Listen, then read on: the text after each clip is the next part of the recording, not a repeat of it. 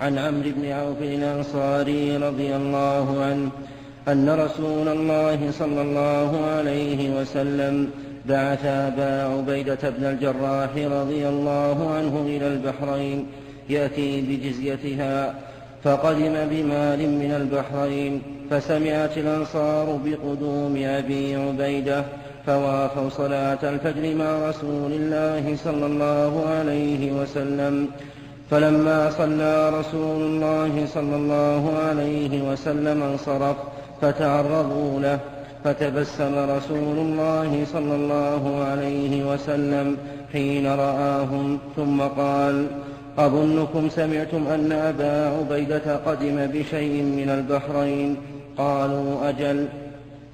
فقال: أبشروا وأمنوا ما يسركم، فوالله ما الفقر أخشى عليكم، ولكني أخشى أن تبسط الدنيا عليكم كما بسطت على من كان قبلكم، فتنافسوها كما تنافسوها، فتهلككم كما أهلكتهم. متفق عليه.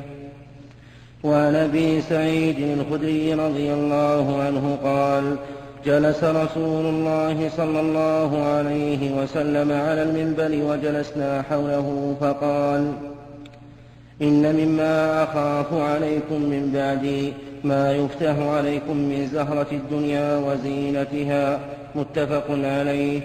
وعنه رضي الله عنه أن رسول الله صلى الله عليه وسلم قال: إن الدنيا حلوة خضرة، وإن الله تعالى مستخلفكم فيها فينظر كيف تعملون، فاتقوا الدنيا واتقوا النساء. رواه مسلم.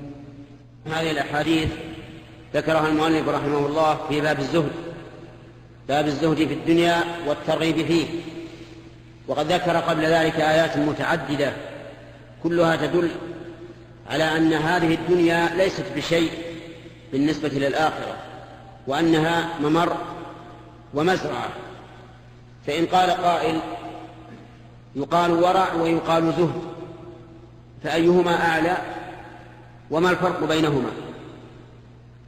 فالجواب أن الزهد أعلى من الورع، والفرق بينهما أن الورع ترك ما يضر، والزهد ترك ما لا ينفع. فالأشياء ثلاثة أقسام: منها ما يضر في الآخرة، ومنها ما ينفع، ومنها ما لا يضر ولا ينفع.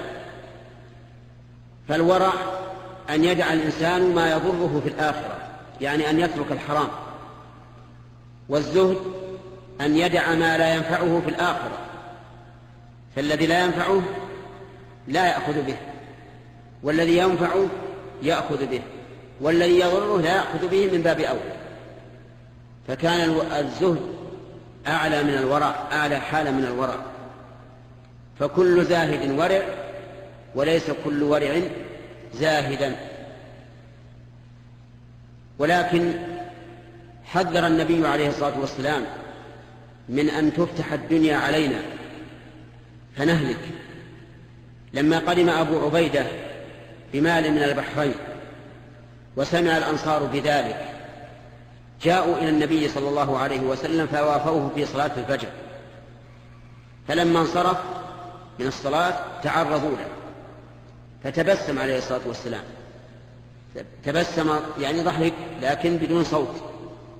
تبسم لأنهم جاءوا متشوفين للماء، فقال لهم: لعلكم سمعتم بقدوم أبي عبيدة من البحرين؟ قالوا: أجل يا رسول الله، سمعنا بذلك، يعني وجئنا لننال نصيبنا. فقال عليه الصلاة والسلام: ما الفقر أخشى عليه؟ الفقر ما أخشاه. الفقر قد يكون خيرا للإنسان، كما جاء في الحديث القدسي الذي يروى عن النبي صلى الله عليه وآله وسلم أن الله قال: إن من عبادي من لو أغنيته لأفسده الغنى. إن من عبادي من لو أغنيته لأفسده الغنى، يعني أطغاه وأضله وصده عن الآخرة والعياذ بالله ففسد. وإن من عبادي من لو أفقرته لأفسده الفقر.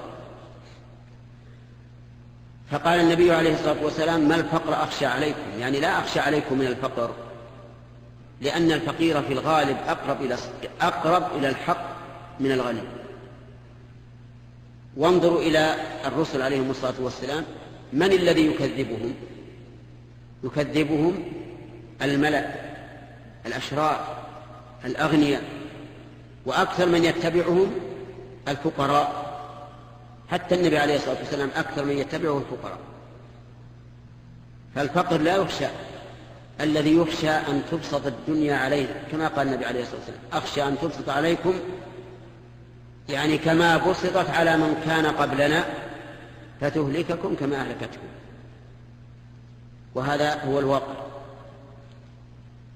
وانظر إلى حالنا نحن هنا، يعني في المملكة، لما كان الناس إلى الفقر أقرب كانوا لله أتقى وأخشى، ولما كثر المال كثر الإعراض عن سبيل الله، وحصل الطغيان، وصار الإنسان الآن يتشوف لزهرة الدنيا وزينتها، سيارة، بيت، فرش، لباس، يباهي الناس بهذا ويعرض عما ينفعه في الآخرة. وصارت الجرائد والصحف وما أشبهها لا تتكلم إلا بالرفاهية وما يتعلق بالدنيا، وأعرضوا عن الآخرة، وفسد الناس إلا من شاء الله. فالحاصل أن الدنيا إذا فتحت نسأل الله أن يقينا وإياكم شرها، أنها شر تطغي الإنسان. كلا إن الإنسان لا يطغى أن رآه استغنى.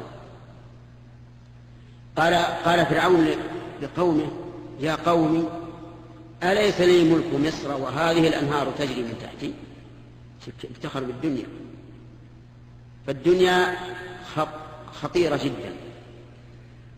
وفي هذه الأحاديث أيضا قال النبي عليه الصلاة والسلام: إن الدنيا حلوة خضرة،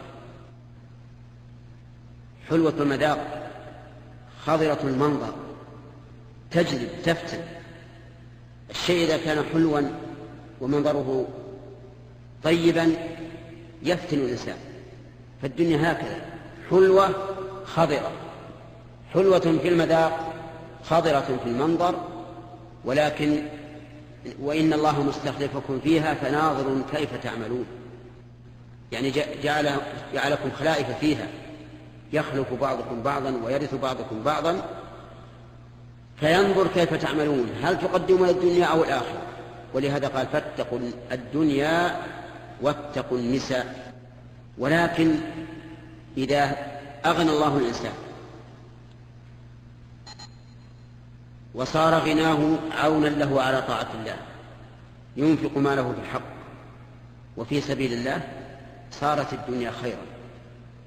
ولهذا كان رجل الدنيا الذي ينفق ماله في سبيل الله وفي مرات الله عز وجل صارت ثاني اثنين بالنسبة للعالم الذي آتاه الله الحكمة والعلم وصار يعلم الناس.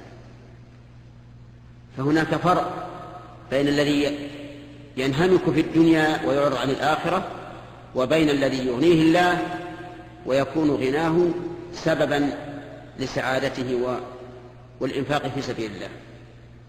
ربنا آتنا في الدنيا حسنة وفي الآخرة حسنة وقنا عذاب النار. عن أنس بن مالك رضي الله عنه أن النبي صلى الله عليه وسلم قال: اللهم لا عيش إلا عيش الآخرة. متفق عليه.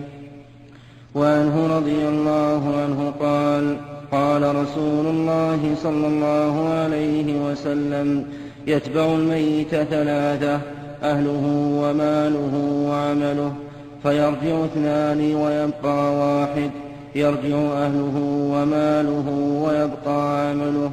متفق عليه.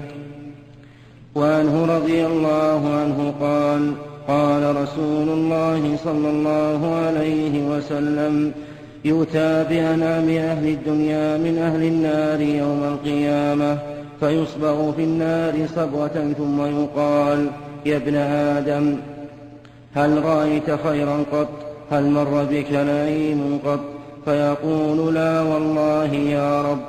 ويؤتى بأشد الناس بؤسا في الدنيا من أهل الجنة فيصبغ صبغة في الجنة فيقال له يا ابن آدم هل رأيت بؤسا قط؟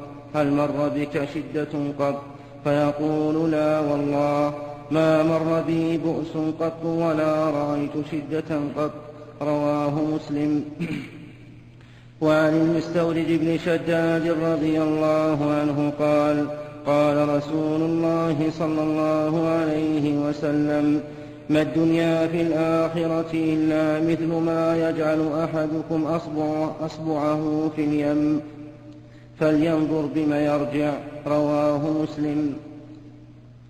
وعن جابر بن عبد الله رضي الله عنهما أن رسول الله صلى الله عليه وسلم مر بالسوق والناس كنفتيه فمر بجد أسك ميت فتناوله فأخذ بأذنه ثم قال أيكم يحب أن يكون هذا له بدرهم؟ فقالوا ما نحب أنه لنا بشيء وما نصنع به. ثم قال أتحبون أنه لكم؟ قالوا والله لو كان حيا كان عيبا إنه أسك فكيف وهو ميت؟ فقال فوالله للدنيا أهون على الله من هذا عليكم. رواه مسلم. بسم الله الرحمن الرحيم. ذكر المؤلف رحمه الله أحاديث في بيان الزهد في الدنيا وأن النعيم هو نعيم الآخرة. عن أنس بن مالك رضي الله عنه أن النبي صلى الله عليه وآله وسلم قال اللهم لا عيش إلا عيش الآخرة، يعني العيشة الهنيئة الراضية الباقية هو عيش الآخرة. أما الدنيا فإنه مهما طاب عيشها فمآلها للفناء، وإذا لم يصحبها عمل صالح فإنها خسارة. ولهذا ذكر في ضمن الأحاديث هذه أنه يؤتى بأنعم أهل الدنيا في الدنيا، يعني أشدهم نعيما في بدنه وثيابه وأهله ومسكنه ومركوبه وغير ذلك، فيصبغ في النار صبغة، يعني يغمس فيها غمسة واحدة ويقال هل رأيت خيرا قط؟ فيقول لا والله يا ربي ما رأيت، لأنه ينسى كل هذا النعيم، هذا وهو شيء يسير، فكيف بمن يكون مخلدا فيها والعياذ بالله أبد الآبدين. وذكر أيضا حديث جابر أن النبي صلى الله عليه وآله وسلم مر في السوق بجدي أسك. الجدي من صغار المعز، والمعز الصغير، أسك مقطوع الأذنين، فأخذه عليه الصلاة والسلام ورفعه وقال هل أحد منكم يريده بدرهم؟ قالوا يا رسول الله ما نريده بشيء. قال هل أحد منكم يود أن يكون له؟ قالوا لا. قال إن الدنيا أهون عند الله تعالى من هذا الجد ميت لا يساوي شيئا، فالدنيا ليست بشيء عند الله، ولكن من عمل فيها عملا صالحا صارت مزرعة له في الآخرة ونال فيها السعادتين، سعادة الدنيا وسعادة الآخرة. أما من غفل وتغافل وتهاون ومضت الأيام عليه وهو لم يعمل فإنه يخسر الدنيا والآخرة. قال الله تعالى قل إن الخاسرين الذين خسروا أنفسهم وأهليهم يوم القيامة. وقال تعالى والعصر إن الإنسان لفي خسر إلا الذين آمنوا وعملوا الصالحات وتواصوا بالحق وتواصوا بالصبر.